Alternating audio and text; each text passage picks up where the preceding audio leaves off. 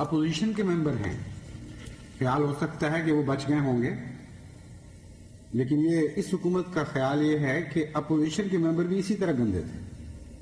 جس طرح حکومت کے ممبر گندے تھے اسی طرح اپوزیشن کے ممبر بھی گندے تھے. ان کے متعلق چند اقتباسات سنیے، ان کی کیا کیفیت تھی. لکھتے ہیں شیخی اور لاف زنی کا نمونہ پیش کر رہے ہیں کہ اپوزیشن کس قسم کی تھی. فرماتے ہیں شیخی اور لاف زنی کا رسیہ خود کو پاکستان میں وزیر اعظم کی ٹکر کا واحد لیڈر سمجھتا ہے. انتہائی بے اصول اور بے ضمیر شخص ہے. بدقسمتی سے ہماری عوامی زندگی میں لائق فائق لوگوں کی قلت کی وجہ سے وہ قومی سطح پر اپنی اہلیت سے زیادہ اہمیت حاصل کر گیا ہے. اکثریت کا وہ حال ہے اور اقلیت کا یہ حال ہے. اس قدر قحط الرجال ہے کہ اکثریت تو گندی تھی ہی، اقلیت میں بھی شرفاء نظر نہیں آ رہے اس حکومت کو. اور چونکہ قحط الرجال ہے، شرفاء کی قلت ہے، اس لیے اس قسم کے گندے اور اوباش لوگ قومی زندگی میں ابھر آئے ہیں. آگے ایک نمونہ پیش کر کے لکھتے ہیں کہ اس کی باغیانہ تندخو اور ہیجانی طبیعت کے لیے کسی کی طرف سے تحکم اور اختیار آفرینی تازیانہ ثابت ہوتی ہے اور خطرے کا نشان بن جاتی ہے. وہ بدکاری اور ناجائز تعلقات کے الزامات میں ملوث ہے. باتیں غرضی کے متضاد باتیں، غلط بیانیاں، گڑے مردے اکھاڑنا اور ہزار قسم کے عیوب یہ اپوزیشن کے ایک نمبر میں پائے جاتے ہیں. ایک اور کا حال لکھتے ہیں مالی لحاظ سے کمزور، لالچی، بدحال، شیخی خوردہ، سستی شعور کی طرف راغب، مبینہ طور پر آگے ڈیش ڈیش گویا کہ فلاں شخص ہے، فلاں معین شخصیت ہے کے ساتھ ناجائز تعلقات قائم کر رکھتے ہیں. حیرت ہوتی ہے سوچ کے یہ کسی عام مولوی کی زبان نہیں ہے. مولوی تو اس قسم کی باتیں کرتے رہتے ہیں. یہ حکومت کے نمائندوں کی زبان ہے. حکومت کی طرف سے اس کی مہر کے ساتھ شائع شدہ وائٹ پیپر ہے. اس سے آپ اندازہ کریں کہ ان کے وائٹ پیپرز کی کیا حیثیت ہے، ان کے اپنے اخلاق کیا ہیں، ان کے ناپنے کے پیمانے کیا ہیں، شریعت کو کیا سمجھتے ہیں، کس قسم کے گندے کھیل کھیلتے ہیں شریعت سے. اور پھر جن کو یہ سمجھتے ہیں اور اس یقین کے ساتھ سمجھتے ہیں کہ ساری دنیا میں ان کی شہرت کر رہے ہیں، ان کے فیصلے پر فخر کر رہے ہیں کہ ان کو خدا تعالیٰ نے توفیق عطا فرمائی کہ 100 سالہ مسئلہ حل کر دیا ان لوگوں نے. شریعت کا ایک عظیم الشان مارکا مارا جو بڑے بڑے علماء سے حل نہیں ہو سکتا. ایک صاحب کے متعلق لکھتے ہیں اپوزیشن کے سلسلے میں خیال ہے کہ اس نے معمولی باتوں پر بہت سے قتل کیے ہیں.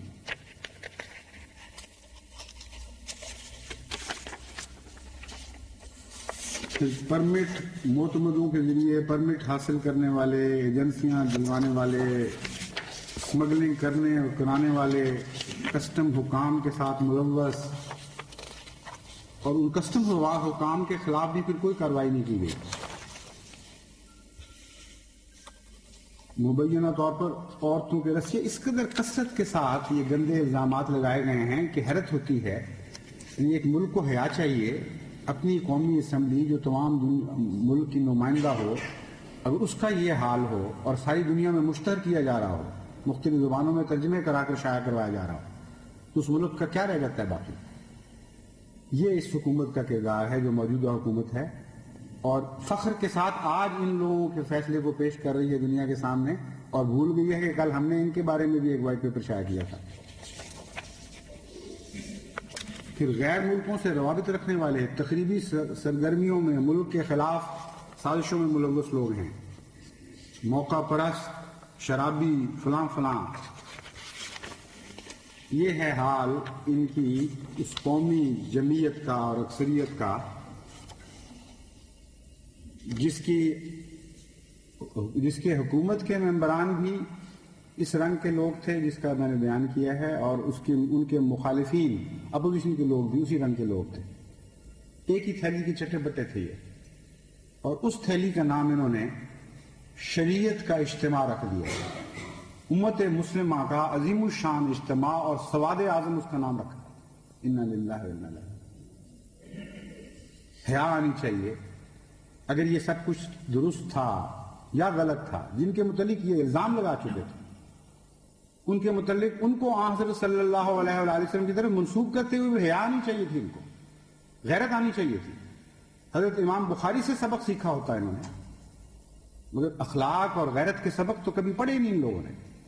حضرت امام بخاری رضی اللہ تعالیٰ رحمۃ اللہ علیہ کے متعلق آتا ہے کہ ایک دفعہ بھاری رقم اشرفیوں کی صورت میں ایک تھیلی کی لے کے جا رہے تھے کشتی پہ سوار، تو کسی شخص کو پتہ چل گیا کہ ان کے پاس اتنی اشرفیاں ہیں۔ وہ سراغ لگاتا ہوا پیچھا کر رہا تھا، جب وہ کشتی میں بیٹھے تو اس نے اچانک بیچ میں پہنچ کر شور مچا دیا کہ میری تو اشرفیوں کی تھیلی چوری ہو گئی، اور اس میں اتنی اشرفیاں موجود ہیں۔ خیر جو بھی اس کا کشتی کا سردار تھا اس نے حکم دیا کہ سب کی تلاشی لی جائے۔ تلاشی ہوئی تو کسی کے پاس سے ویسی اشرفیوں کی تھیلی نہ نکلی، حضرت امام بخاری کے پاس سے بھی نہیں نکلی۔ وہ شخص یقین رکھتا تھا کہ ان کے پاس تھی، اس لیے اس نے بڑے تعجب سے بعد میں علیحدہ ہو کر کہا کہ تھا تو یہ جھوٹا الزام، مجھے پتا ہے، لیکن وہ گئی کہاں، مجھے یہ تو بتا دیں۔ انہوں نے کہا میں نے تو وہ غرق کر دی تھی۔ کیوں غرق کر دی تھی؟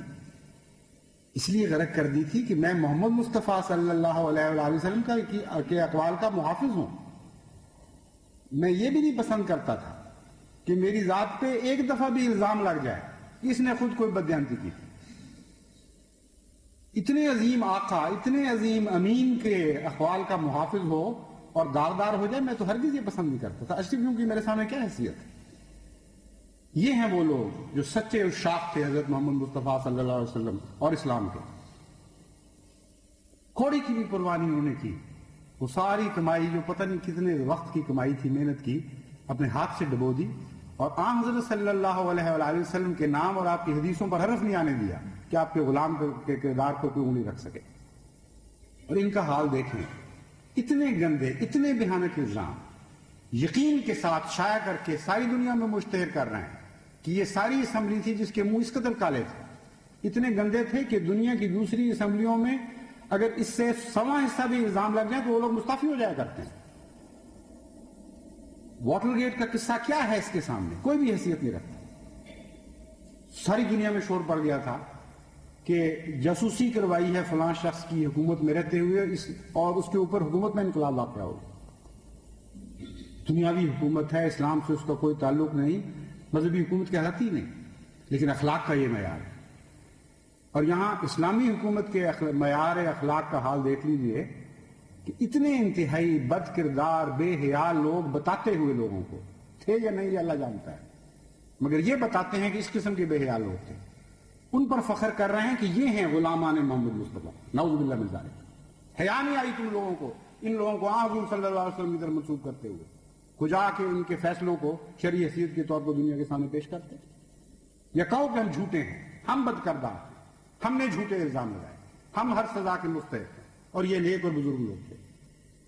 پھر جو چاہو پیش کرو۔ اس کے باوجود ان کی کیا حیثیت ہے، ان کی شرعی حیثیت کیا ہے، وہ میں آپ کو بتاتا ہوں۔ کوئی حیثیت نہیں تھی۔ نیک لوگ ہوتے تب بھی شرعاً ان کی کوئی حیثیت حاصل ہوتی۔ مذاہب میں اس قسم کی باتوں پر فیصلے نہیں ہوا کرتے، بلکہ بالکل اس کے برعکس 74 کی اسمبلی نے جو کچھ کیا وہ اتنا عظیم الشان نشان ہے احمدیت کی سچائی کا اور احمدیت کے حق پر ہونے کا، کہ اس گزشتہ صدی میں اتنا عظیم الشان نشان شاذ کے طور پر آپ کو نظر آئے۔ حالات جہاں تک ہیں اس نام نہاد اکثریت کے، اس کے متعلق چند تازہ علماء کا میں نے کہا تھا، ان کے نمونے میں ان کی رائے کے نمونے آپ کے سامنے رکھتا ہوں پہلے، پھر میں دوسری بات کی طرف آؤں گا۔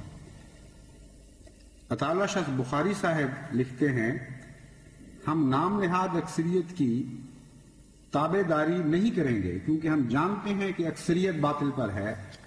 یہ سوانح حیات بخاری صفحہ 11 پر عطا اللہ شاہ صاحب بخاری کی طرف یہ بات منسوخ کی گئی۔